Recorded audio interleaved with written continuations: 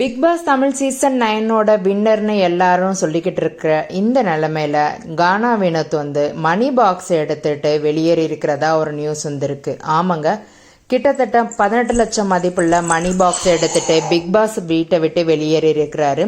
2 நாளைக்கு முன்னாடி தான் எனக்கு சப்போர்ட் பண்ண எல்லாருக்குமே ரொம்ப நன்றின்னு அவரோட இன்ஸ்டாகிராம் பேஜ்ல இருந்து ஒரு வீடியோ போட்டிருந்தாங்க.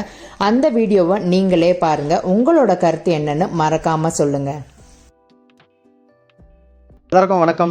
நான் உங்கள் கானா வினோத் பேசுகிறேன். கோபம் எல்லாரும் மேலேயும் அடிக்கடிக்கு பட மாட்டாங்க.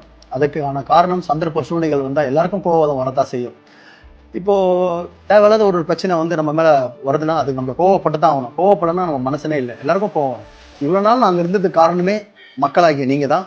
என்ன இந்த அளவுக்கு இவ்வளோ நாள் எனக்கு கூட்டினே வந்துட்டீங்க, கை பிடிச்சி உங்கள் குடும்பத்தில் ஒருத்தர் மாதிரி. ஆனால் இதுக்கப்புறம் நான் இன்னும் ஒரு படி மேலே போனோன்னாலும் அது உங்கள் கையில் தான் இருக்குது. அதுக்கு நீங்கள் தான் வழி வகுக்கணும். மக்களே நன்றி, தேங்க்யூ.